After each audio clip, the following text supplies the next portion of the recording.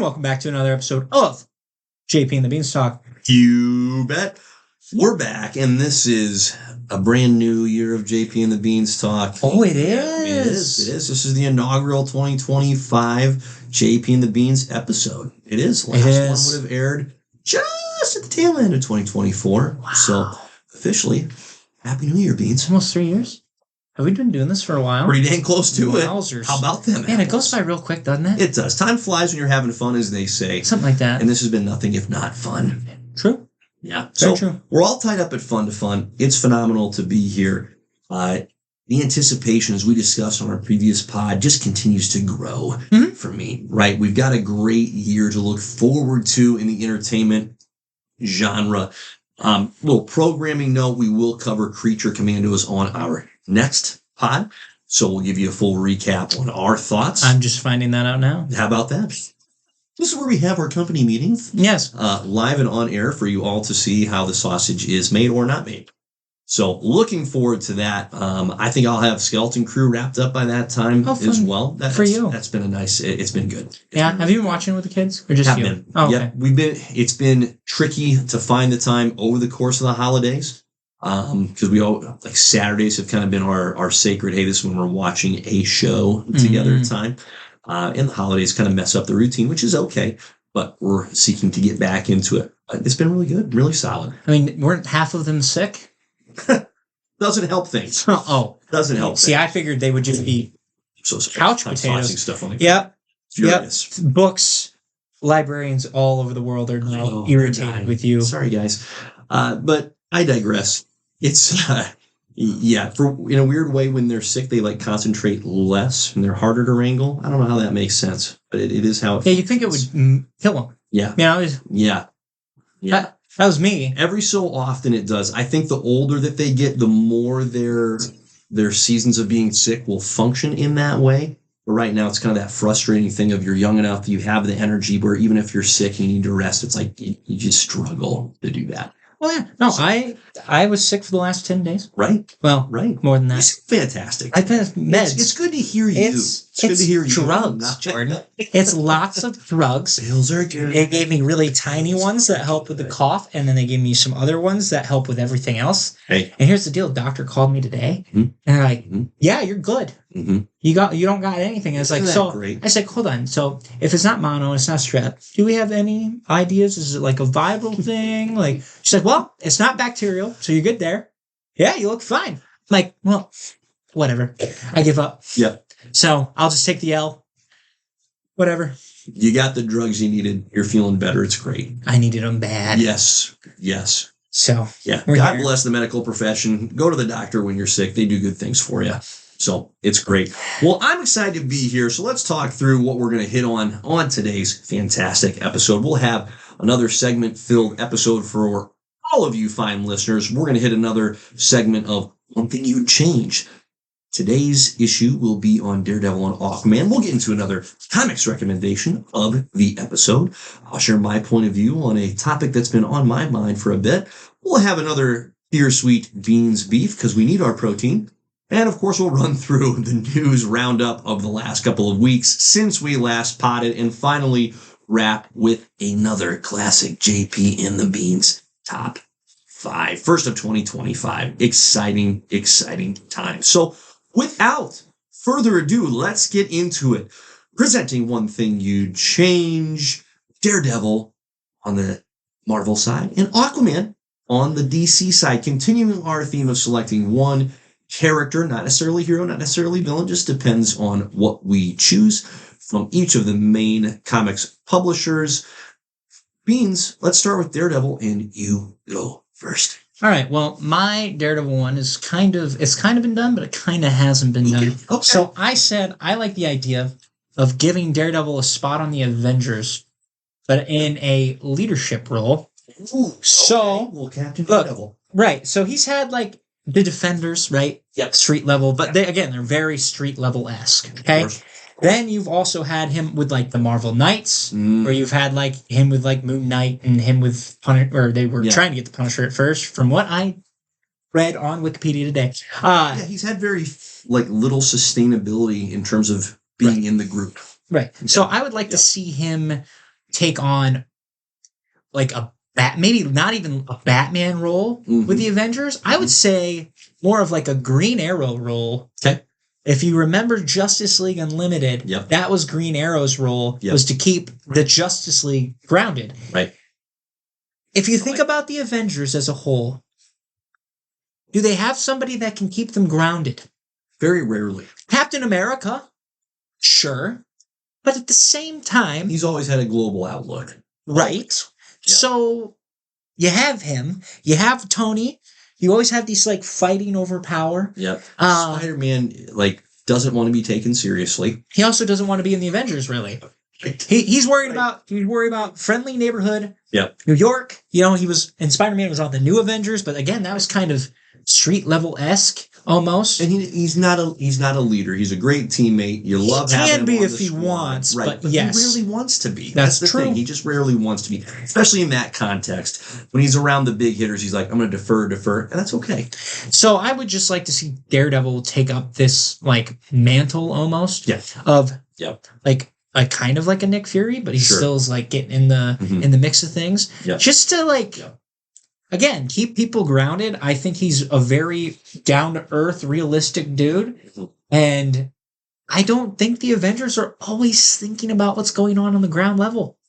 No. Too often they kind of drift towards the Illuminati side. Right. Where they're looking too big and too deep. And it's like, okay, now you're meddling in what you shouldn't be meddling with. Things like time. Like, don't mess with time. How about the guy that's running the bodega who just wants to get the bread out and have a sandwich for the next person? Take care of the little man, please. I am that man. Take care of me. We need to do this in the least destructive way possible, right? You're going to let the Hulk just do whatever? I don't think that's smart. So that's kind of what I'd like to see out of Daredevil. I like that a lot. So that is mine. Get him on the Avengers. Get him in a role of some influence there. Yes. So there you go. It's fantastic. Yeah, for my guy Daredevil, this is a bit of a pot of chili of what I want for Daredevil. Okay, first ingredient is I want to sprinkle in a little stability and remove some drama. Okay? Oh, amen to that. I'm with that. Yep. And so, listen, some people like putting a lot of random stuff in chili. One thing that I don't typically care for in chili is olives. And sometimes people will drop olives in chili. I'm like, why'd you do that?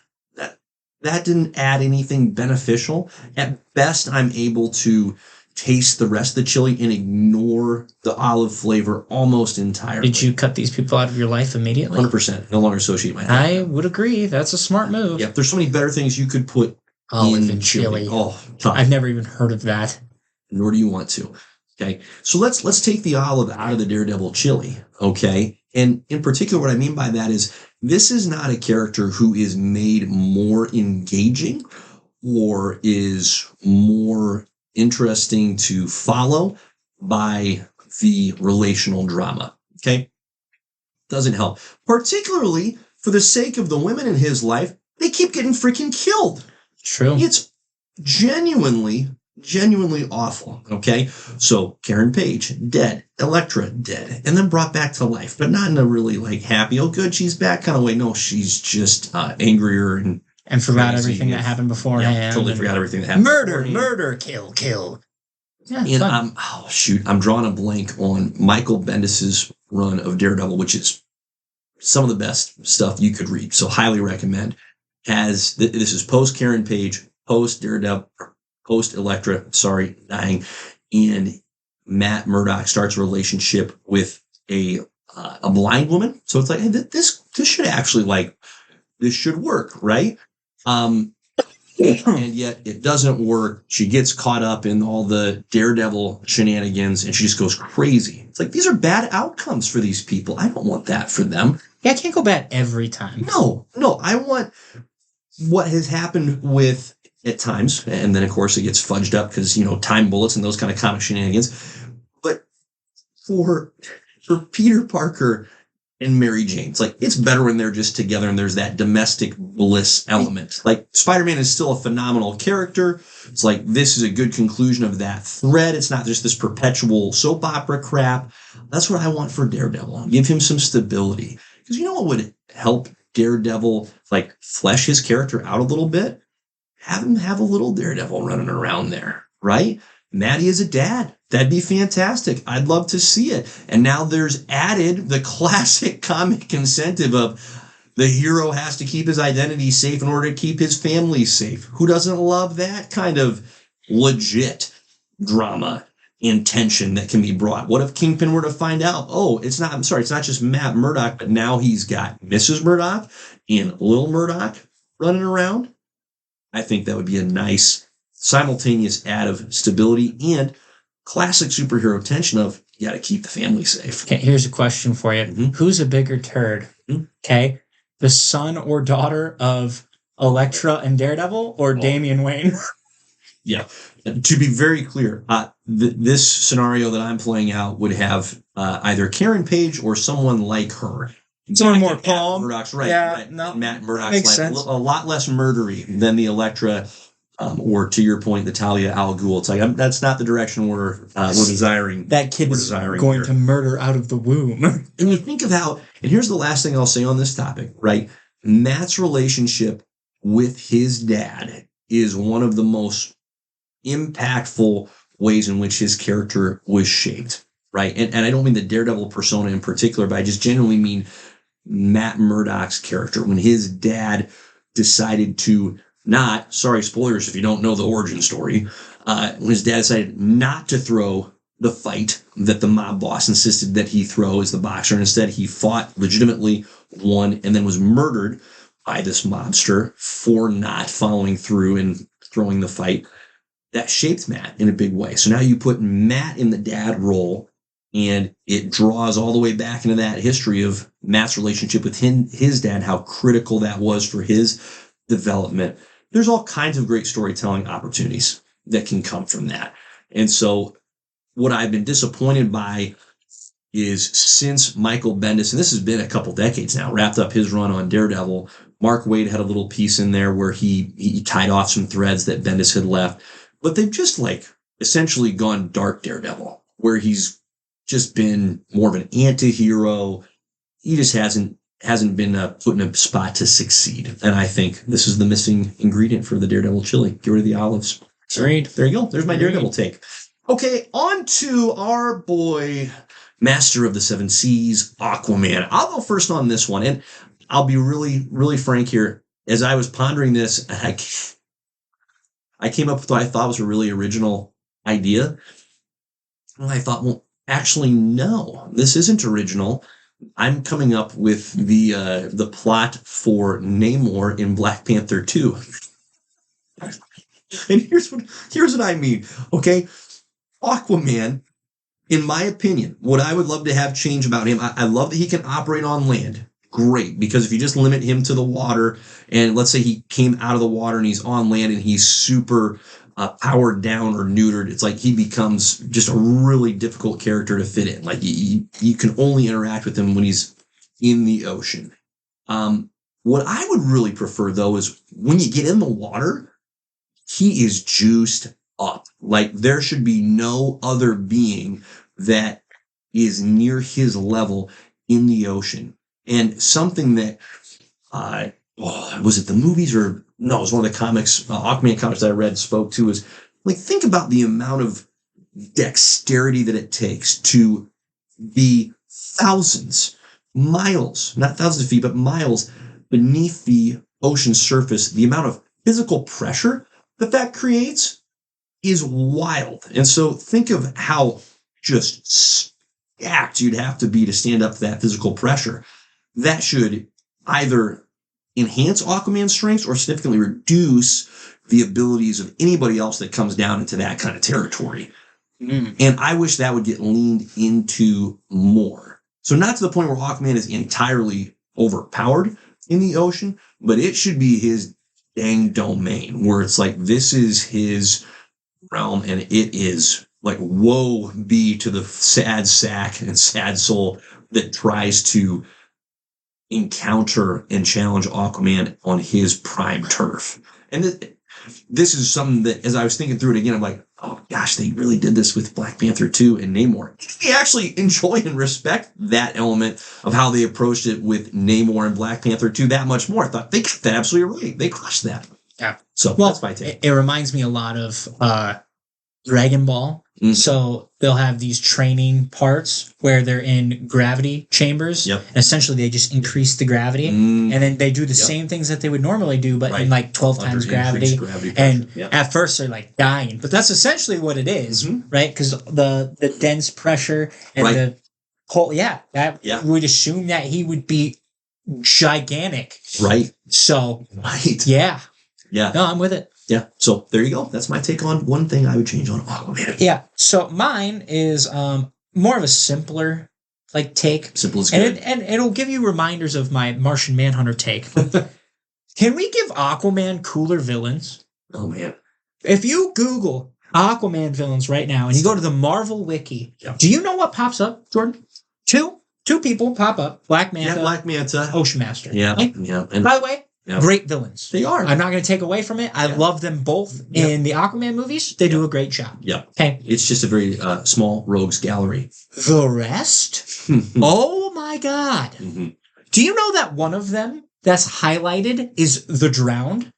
The Batman, the evil Batman version of Aquaman, who's Aquawoman at this point in time. Right.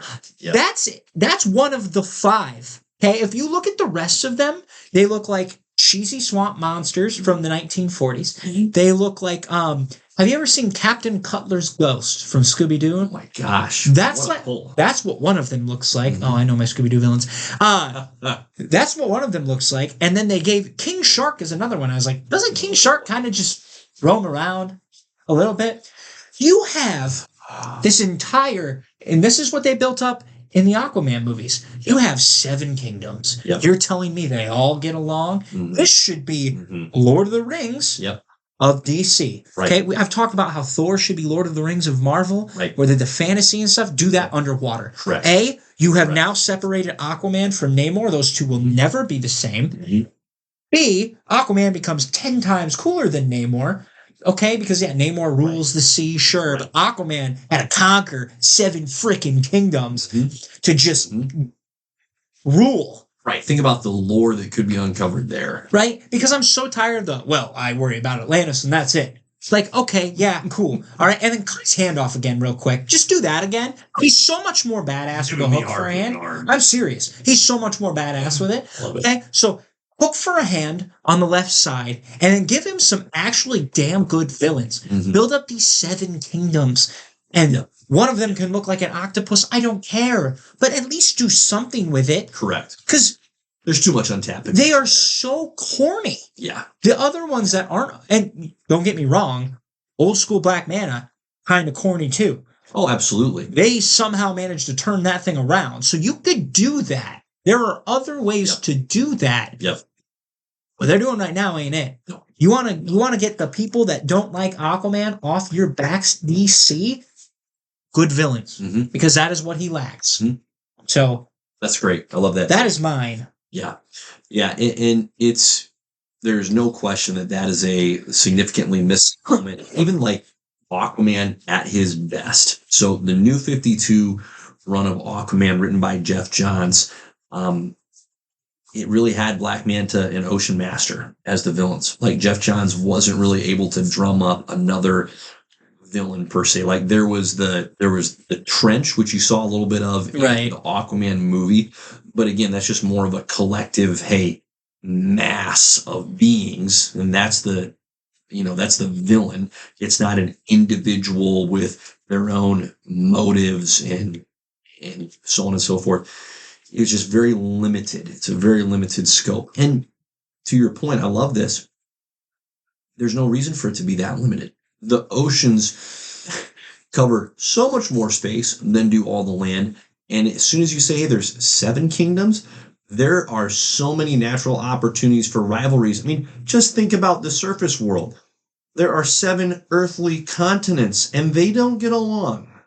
They just don't. That's not their natural state of being. So you're telling me that we can't come up with something similar underwater? Sure, we can. Just got to make the effort. Yeah. So I love that. Yes, that's where I'm at with that. I love that. That's fantastic. Very good. Well, there you go. There's another fantastic segment of One Thing You Changed, Daredevil and Aquaman edition. Okay, let's transition into today's comic recommendation of the episode. And what I have for the good people is the graphic novel. I can grab it. All right. We're just going to do this. Supergirl, Woman. Hey, don't drop it. Of Tomorrow. Again, right? Don't drop it. Try not to. Written by our guy, Tom King, and illustrated by Ilqui Evely. I'm sure I didn't pronounce that right. So sorry. Oh, that's complicated. It's very tough. It's a handsome book. Got it for the Christmas I'll touch season. it if you Take ask a seat. me. Please do. It looks fantastic. The art is phenomenal. Here's what I really want to highlight from a recommendation point of view. Okay, and this is a common theme for JP when he recommends a comic to the good people is you don't have to know anything about the character of Supergirl or have read any other prior Supergirl comic or a comic with Supergirl in it. You can pick this up coming in fresh and you will not be lost. It's a self-contained Supergirl story and it is tremendous. Essentially, what it boils down to without spoiling it, imagine Supergirl meets True Grit. And if that sounds like a bizarre combination, absolutely it is. And for my money, it works. One of the reasons why I highlight this comic as well is that sometime in the not too distant future, we're getting a Supergirl feature film that may share the same title as this graphic novel. At bare minimum, it has been, I don't know if even rumored is the right word. I think James Gunn has just straight up said, hey, this is the direct inspirational source. But I really enjoyed it. I thought it was a great story. At times it got a little wordy, maybe a little light on the action, but it's one that I will happily recommend to a friend and come back to and read again. And Tom King, for what it's worth, from an author perspective, pretty safe bet that if you read something that Tom King wrote, it's going to be good. Sometimes he gets a little exotic, let's say, with his ideas and his concepts. So whether or not they land is to be determined. I've had some mixed experiences with Mr. King. He has some really good Batman stuff. He has some really weird Batman choices. He has another graphic novel on Mr. Miracle that is real trippy, and it's also very, very good. But I think he channels the best of both his unique perspective and the creativity. I think he hits the sweet spot here in this work. So there you go. Supergirl, Woman of Tomorrow. And to branch directly off of that into my point of view, all right, my question that I wanted to talk on a little bit that I pondered here was, how are there not more women superheroes with their own comic runs? And truly, as much as anything, just asking the question, because I find it strange. So Tom King, at the beginning of this edition of this graphic novel, wrote a really sweet introduction where he talks about how his inspiration for writing this particular story was, or is rather, his own daughter. He said, I have a daughter, I love her, and I want her to be able to read comics, and so I wrote this comic for her to read. All good things. Pretty cool. Pretty cool dad. Pretty cool dad move there. It's like, hey, what's your profession? Comic book writer. I'm going to write a comic for my girl. Phenomenal. And as a dad with daughters, I have found it so frustrating to find comics that they can someday read and relate to in any kind of real way. And by relate to, I mean, in particular, like, hey, comics that have women or female heroines that are a significant part of the story. Maybe they're not specifically the lead, but they're involved in a significant way. That's just such a strange thing to me that, and maybe someone would say, well, the demand isn't there, but I would challenge that. I think that what I would say is if the supply would be provided, like if you put a Tom King together with the character of Black Widow or a Jeff Johns together with Ant-Man and Wasp, right? But make it a genuine partnership between those two characters, because whoever's donning the Wasp outfit is usually an absolute hoot. A lot of great dialogue coming out of that character. Supergirl in this case, like and Wonder Woman has had her ongoing run for a Coon's Age, and there's been some great stuff done with her character as well. I think if the supply would simply get throttled open, I think that comic producers would find that, hey, there's some real untapped potential there to hit a new vein of business. And so I'm not advocating for this just from a strictly business point of view, but I do think it's currently a missed opportunity. And here's the thing that, good Lord, so often gets missed. This isn't make a female-led comic for the sake of it. It's just because they're great characters in their own right. And just like you don't have to make a male-led comic, a Daredevil comic, and say, well, look at how great of a man he is. What a man. Look at the man. Don't make the female-led comic about, look at the woman. Check out the woman. Isn't she a great woman? There's none of that energy in this Supergirl comic. It's just a phenomenal story with a compelling character. Her origin is wild, right? Because you have Superman, who's sent away from Krypton as a baby. He has no awareness of what's happening, right? Supergirl, Tom King reshapes her origin to where she's on Krypton, and it's not a big boom, everything explodes and it's done. It's a gradual, disintegration of the planet, of the society, and of the people. In other words, she is watching everyone around her die until her dad finally stops trying to fight it and says, I've got to save you, so I'm sending you away. It's heartbreaking stuff, but it's super compelling. It's like, that's a character I could happily read more about and would be very eager to, again, direct my daughters to someday when they're of that particular age. So as I thought on the landscape of all these female comic book characters, I thought there's too many great options out there that could sustain a run, and it's a shame that there's not more. But hopefully that's just a not more yet. So yeah, it's always a shame, and I think the time we live in too, it's very prevalent where if you're not focusing on the character and instead you're focusing on one part of that character, and that's their whole personality. Yep. Looking at you, Captain Marvel movie. Correct. That's tough. People are not going to get behind that. That's why she was such a more compelling character in the second movie than the first. No doubt. Right? Like, very much so. Props to the people in charge of her character and for those two movies, because it was 180. Yep. Right? Yeah. So no question, be able to do that, that's what you need to be focused on, is creating these interesting characters that, yes, maybe she is a girl, but that just happens to be that. Because as soon as you make that the focus, who she is, it's not the primary reason why we're interested in the character. You're taking your audience out of it. Yeah. So hopefully we get more things like this. I think we're turning that into what that is, where we are get the best version of those characters. Exactly. Yeah. So good on that. There you go. That's what I've been pondering as my point of view for the pod. Okay, let's transition to a little bit of a combo here. So we're in news roundup time. All right, that portion of the pod.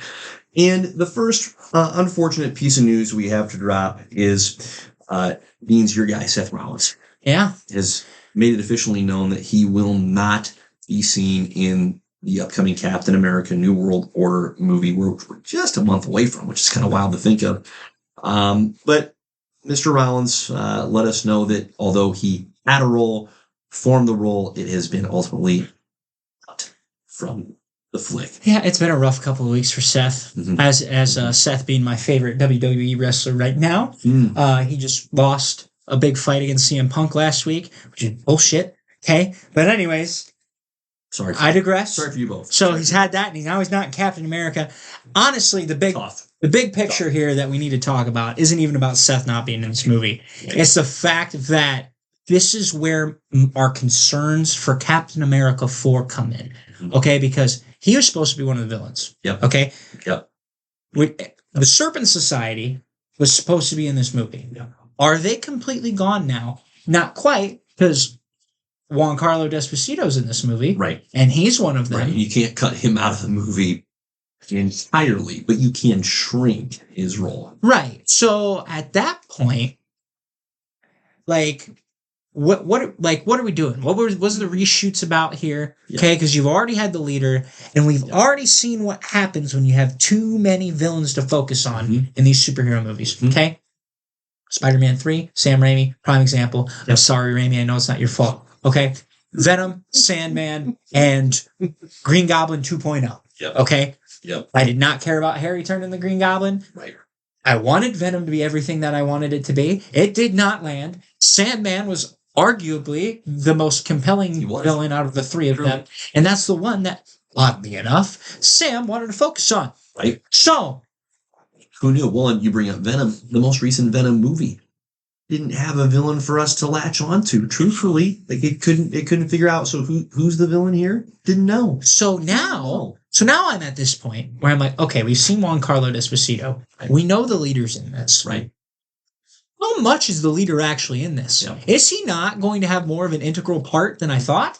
That's what we need to worry about. Well, like we've talked about, the end result cannot be, hey, Red Hulk is the primary adversary. I don't want that. That doesn't work. No. It objectively does not work. Anti-hero, Red Hulk, perfect. Right. Perfect for him. Right. Okay.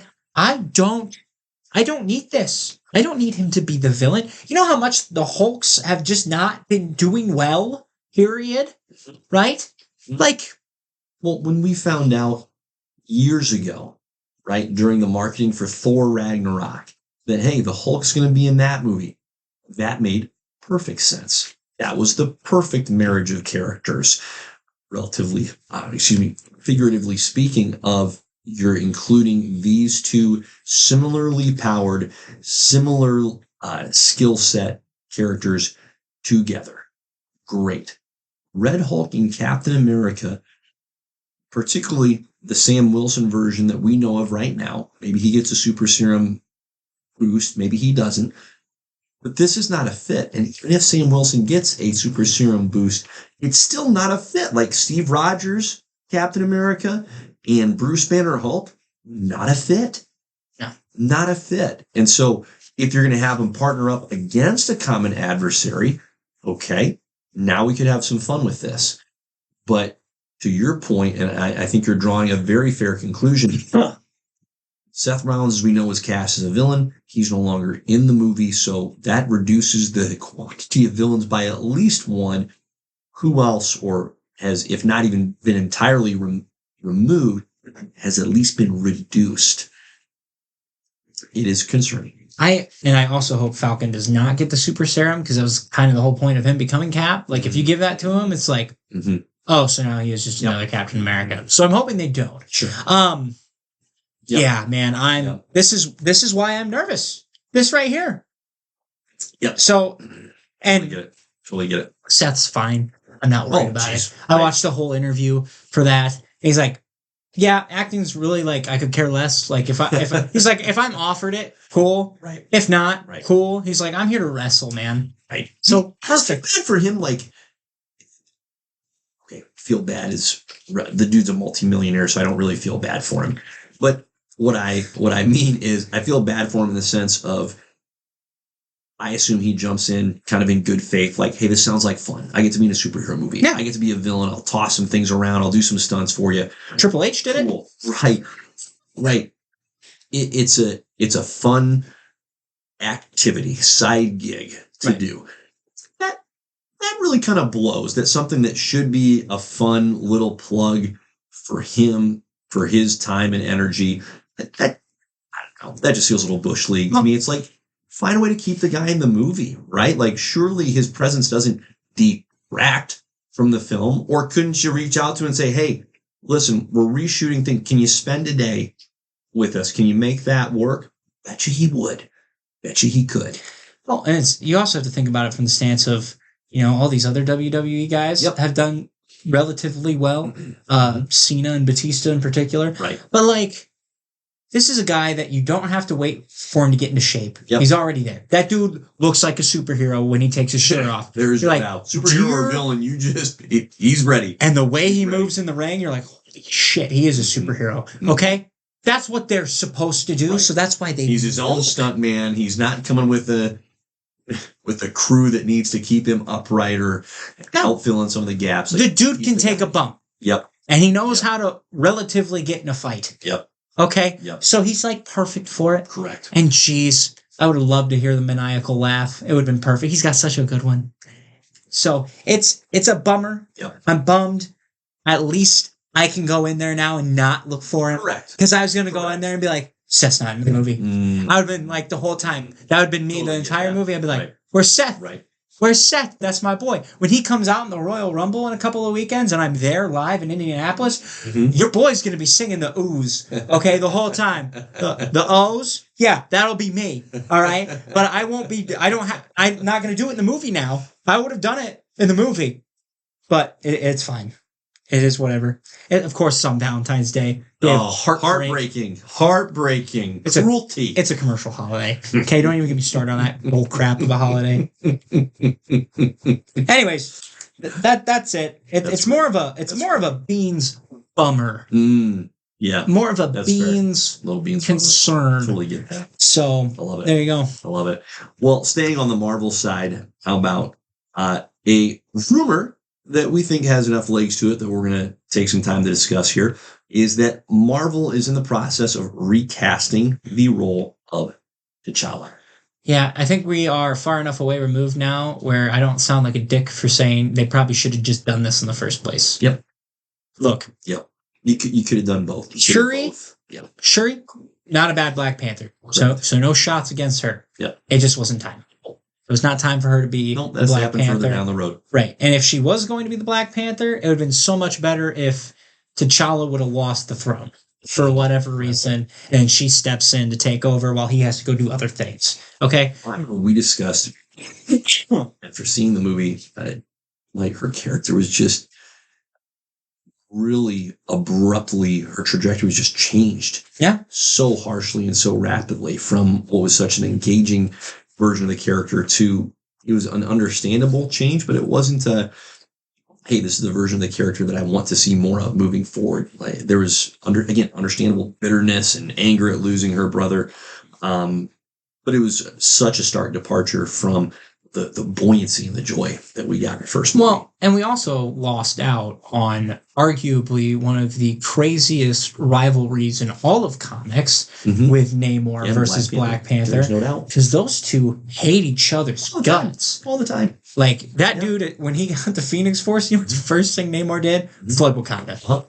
So not only did he ruin Black Panther's entire country with that one move, he also ruined Black Panther's entire marriage in that one move, to the point where Black Panther's like, yeah, we're divorced. Like, Storm and I, we're done.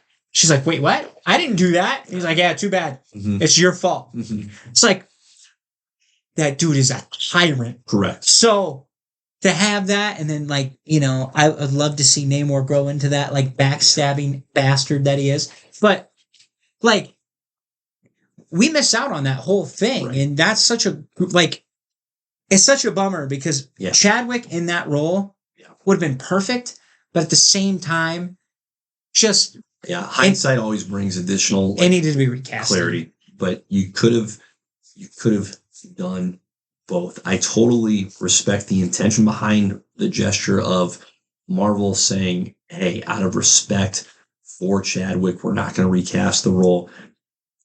Here's what I'm also going to say. I think enough time has passed for me to say this without having too many stones thrown at me. You know what most professionals would say is... Show must go on? Yeah. Yeah. Whether it's a professional athlete or a professional entertainer, it's, well, no, if I'm not available or if I go down for whatever reason... Next man up? Right. Next person up. And I don't think Chadwick Boseman had any... would have said he had any ownership over that role, and that it's, hey, this is me and only me. And for crying out loud, so totally understand in the moment it was obviously he's emotional, and it's a bummer that it wasn't a, hey, we can both honor his memory and recast the role. It could have been a both and, not an either or. especially, and I think it's just that much more truth. It's like you're going to recast it now anyway, and I'm sure it's going to be multiversal shenanigans. They'll make it work. But, and that's its own bag of nonsense that we'll riff on at a future episode. But just a shame that opportunity was missed. Yeah, I agree. Yep. All right. Next bit of news here, transitioning over to the Star Wars side. So our guy James Mangold, and you may ask, where do I know that gentleman's name?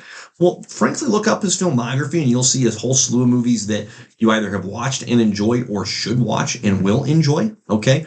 The most notable one in terms of its relevancy to our particular podcast and its topics is a little flick called Logan that came out several years back. Tremendous work by Mr. Mangold on that film. He is signed on to create and direct his own Star Wars movie. And this week he gave an interview where he said, so my movie is going to be set 25,000 years before episode 1, Phantom Menace. And he says, and I quote, "I'm not that interested in being handcuffed by so much lore at this point that it's almost immovable and you can't please anybody." Amen. Preach. We'll see what happens. Yeah. I'm not thrilled yet. But it gives me hope that there's so much potential with Star Wars if they could just get out of their own way. And part of that is, you've got all this lore before and after the whole Skywalker era. It's like, let's get into that. Yeah. Let's tap into that. Let's agree the story of the Skywalkers has been told. Some of it well, some of it less well, but it's been told.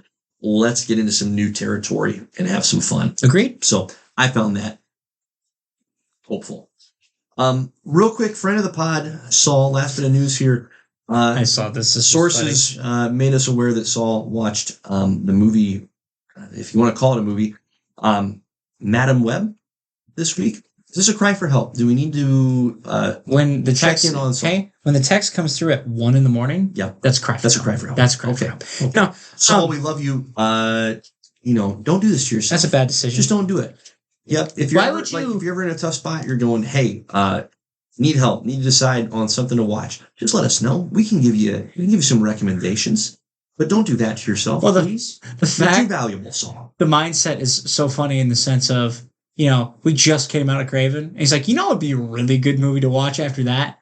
Madam Web. Oh dear. Brother, I just suffered through one movie with you, and then you're going to do that to yourself? Bro, I haven't even seen that movie, and I could have already told you it was going to be like Craven. Tough. That's his own L he has to hold. I didn't have to go through that one. So we still care about you, and we appreciate you so See, much. you should actually have to watch that movie with Dylan. Oh. That's what you should have to do. That's how Soul and I get paid back. I do not accept that penance. I will accept so many others, but not that. That is too far. Too far. All right.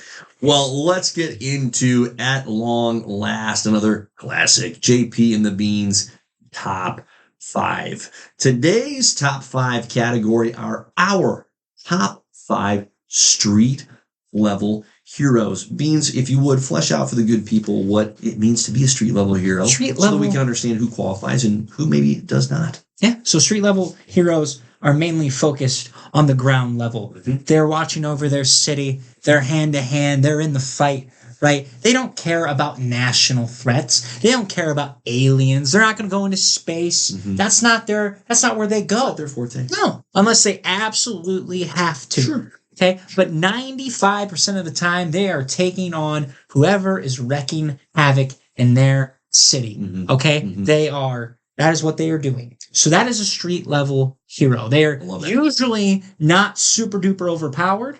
Right. They have powers sometimes. Sometimes they don't. Yep. But even if they do have powers, not a disqualifier if they do. It's more of a. They're not overpowered by any means, right? They have nice enhancements that help them out. They're not going to punch a normal person and then kill them because they're Superman. Well. See, if Superman punched somebody, they'd be obliterated. That's exactly what I mean. But that's what a street level hero is not capable of doing. They're not going to hit somebody inside. They'll knock somebody's head off, probably, but it won't It's not going to disintegrate. Exactly. His head will still be there, probably. Unless it's like the Iron Fist, okay? So that is the definition of street level. So you're not going to see Superman on this list. You're not going to see Wonder Woman on this list. Right. You're not going to see Iron Man. The Fantastic Four because they're dealing with universal threats, right? You're not going to see any of the Avengers, really. So, yeah, that is the street level. I love it. All right, get us into it. Beans, you go first. Your number 5. My number 5 has risen to prominence more recently out of anything. I have Moon Knight at number 5. Okay. Because Moon Knight is one of the more fun superheroes on the ground level. Mm-hmm. Okay? This dude, first of all, you don't know what personality you're going to get, right? Every day's a little different. He's crazy in the sense of, the moon god is telling him what to do. And on top of that, he's like, you know what? The bad guys need to see me coming. So I'm going to wear bright white clothes. And then I'm going to pummel these people to almost near death. Not going to kill him necessarily. I might kill him sometimes. He goes hard. Sometimes I might kill him. Not much in the way of restraint. But he's not going to kill him all the time.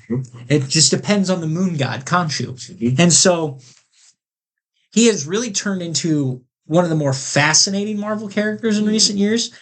So I'm very happy he's been getting the spotlight. He's been having a good couple of comic book runs from what I understand. Yep. I haven't read him yet. So what a rise for that character. Yep. He's sitting at my number 5. Love that. So great number 5 pick.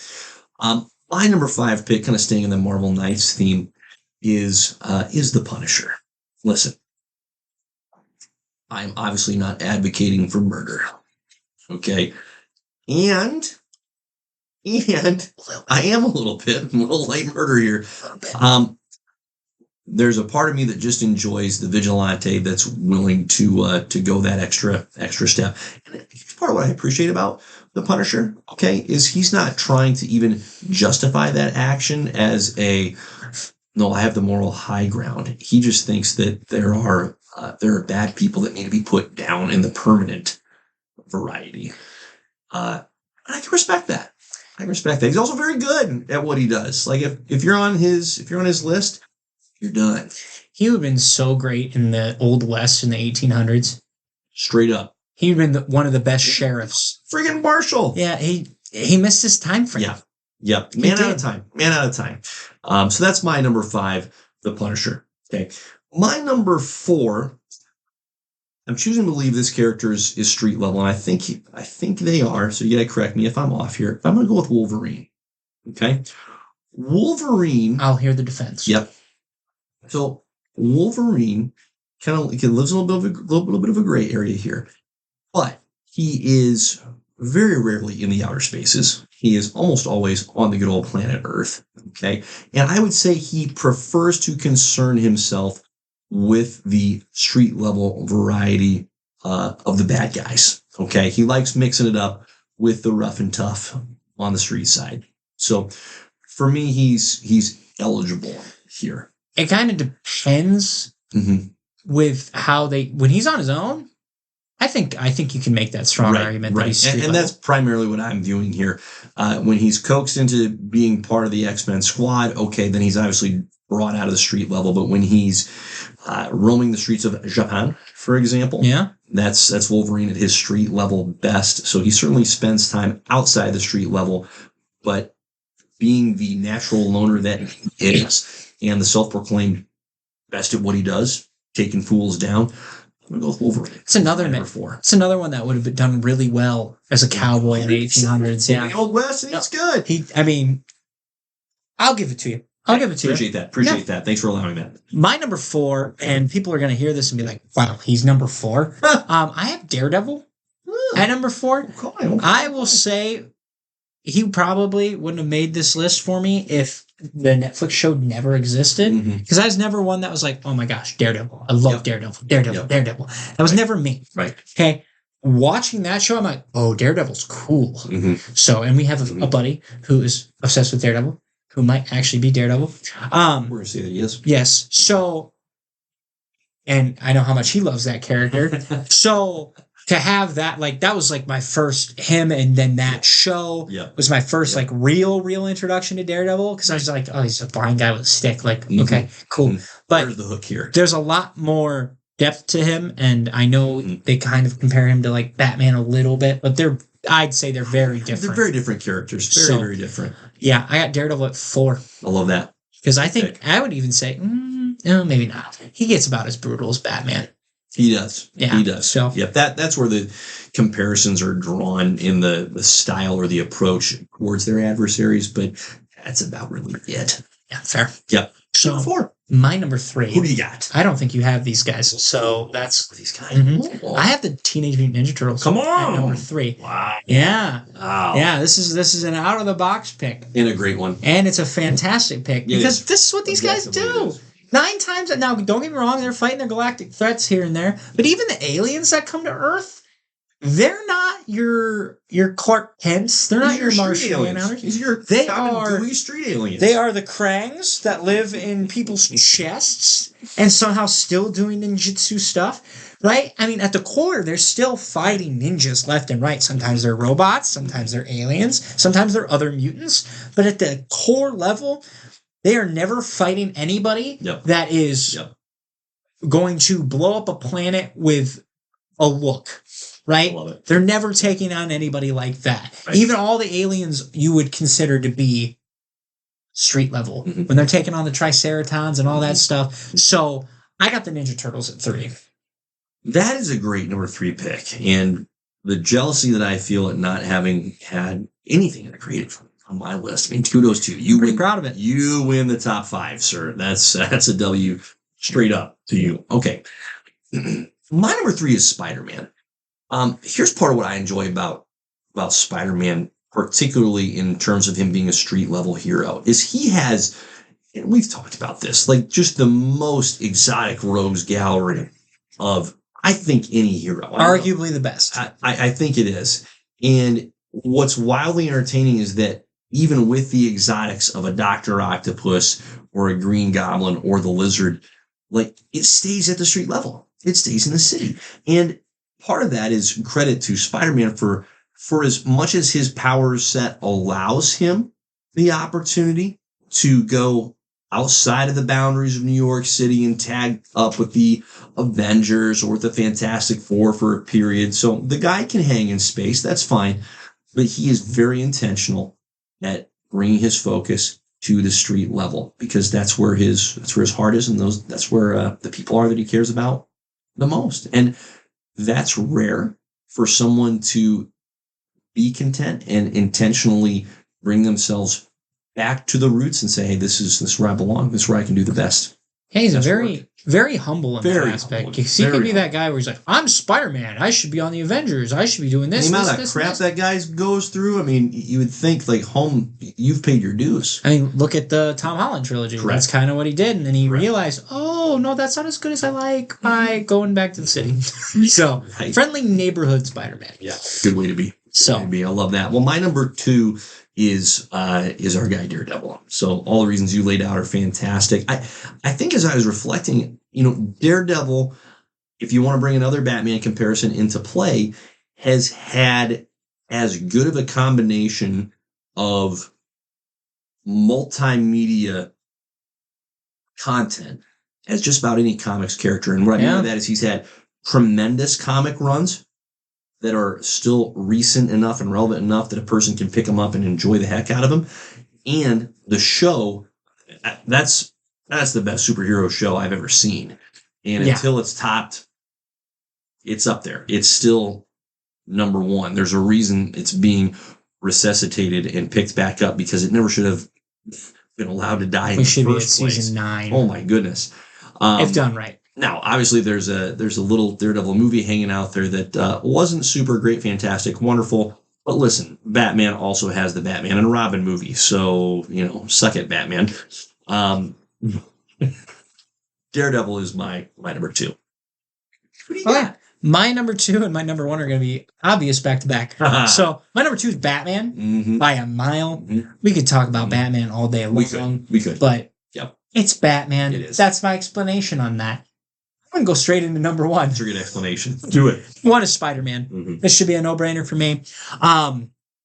For all the reasons you said. I mean, if you even think about it, like, he's fought aliens. Mm-hmm. He fought Venom and Carnage. Right. And that's still... They're not blowing up planets. They're killing a lot of people. Don't get me wrong, eating people. Mm-hmm. But he's still managing to handle that on a street level. Right. It's friendly neighborhood Spider-Man for a reason. Mm-hmm. The whole reason he hasn't joined the Avengers, he's like, well, if I go here, who's watching out for these people? Right. Who fills that gap? Right. And if the answer's nobody, then I'm not going. Or Frank Castle. Yes. Which isn't a really good answer. Right. No, it's there's a perfect... And I probably have talked about this before many times, but this just fits really well with the whole street level thing. There is a panel in comics where these villains are talking about all the street level heroes. Mm-hmm. Okay. And they're like, yeah, if you run into Spider-Man, laugh at his jokes a couple of times, he'll web you up. You're good to go. Mostly safe. Okay. If you run into Luke Cage, he's gonna ridicule you. He's going to beat you up a little bit, but you're going to be good to go. You see Daredevil, run, because he's going to beat the crap out of you, but at least you won't die. And then they said, if you see a Punisher skull rolling around the corner, you better be hoping to God. Exactly. Because that'll be the last thing you'll see. Yes, exactly. You know you're going to die. That is the last thing you'll see before there's a bullet between your eyes. So, for that reason, Spider-Man still, even like, I think one of the best aspects about him being on that street level is it makes him very compassionate towards the people he's fighting against as well. Right. You know, there's a great panel with him and Rhino where Rhino was trying to go on this path for good and he gets manipulated again and he's talking to him and he doesn't call him Rhino. He calls him by his actual first name, whatever that is. As like, hey, I'm sorry. Like, I've lost people too. I know what it feels like to be going through what you're going through. And it's just like, damn. He can do that still after this guy's made all these mistakes. Like, that's where the street level and the groundedness of that character comes into play, because Iron Man's not going to relate to Rhino. He's not even going to try. He's going to put him behind bars and call it a day. Right? So, Spider-Man's my number one. I love it. Easy peasy. It's a worthy number one. My number one, of course, is Batman. Okay, good. You did put him on there. There's no doubt. I put him on there. I know there was part of me that was going, I should pick anybody but Batman. But no. Listen, the reality is it's Batman. Batman is at his best, without question, when he's at the street level. And by best, I don't just mean most effective, but he's at his most compelling. Yeah, I'd agree. Like, he is built for the street. And so when he's drawn out into the Justice League realm and the Justice League is going, planet hopping, There's a way for it to work, but I would never say that I've read a Justice League comic where I've said, this is Batman at his best. Batman at his best is the detective at the ground level and trying to create change on the ground level, not at the universal or multiversal level. Well, it's almost comedy with Batman when he's going off of the Justice League, because you've got like Green Lantern orbiting him around, or Wonder Woman's holding on to him by the arm. Like, Truly. It's like okay. Which one of these doesn't belong? I love Batman. It's this guy. But it's a little ridiculous that he's there. Yep. So, especially when you got all these other super-powered individuals. Don't get me wrong, it's Batman. Batman's badass. I'm not shitting on Batman. Right. But, like, at the same time, like, you can't let him go after the serial killers that are actually, like, killing a lot of people at home. Right. Where let's let somebody else shine. Yeah, let Superman take care of yours. No doubt. Like, there's absolutely no doubt. And of course, there is just an absolute abundance of phenomenal Batman movies, shows, comics to enjoy, and I have enjoyed almost all of those. Batman is the essential street level hero by far. Yep. No question. I am reading through a Superman comic right now where, let's see, what's the title? It's Superman The World Saga. Oh, yeah. And Superman, long story short here, partners up with the Authority. One of the Authority's members is Midnighter, whose aesthetic is very similar to Batman. And Batman teams up with them to help them on a particular mission. And Midnighter's just giving Batman so much crap throughout the entire thing, going, hey, like, so we kind of look alike, except I'm definitely bigger, stronger, and faster than you. So what are you even doing here? Like, come on, man, step up. And you don't kill people. It's like, I kill people. It's no problem. Makes it a lot easier. You should try that sometime. And it's tremendous, tremendous dialogue. But anywho, I digress. So, Beans, I think that's it, my friend. I think so. Yeah. Anything else for good people before we take it home? No, man. It's been good, man. It has been good. It's been good to get back into the saddle, kick 2025 off with a fresh pod for you. And again, next pod we'll have some Creature Commandos talk. So that's going to be fun. True. How about that? Very true. All good things. So, yeah. On that note, if you haven't followed us on YouTube yet, Magic Beans Productions. If you haven't followed us on TikTok yet, well, TikTok is still alive. Oh, the next couple of weeks, we'll see what happens. Magic Beans Productions and Instagram, Magic Beans Productions. Do it. It's all the same. I kept it very simple for that reason. You are such a great marketer. I'm a genius. Way to go. I'm a brilliant man. And so humble. So, yes. So, follow us because of my brilliance and my expertise. And he's kind of smart, too. So, on that note, Godspeed. Peace.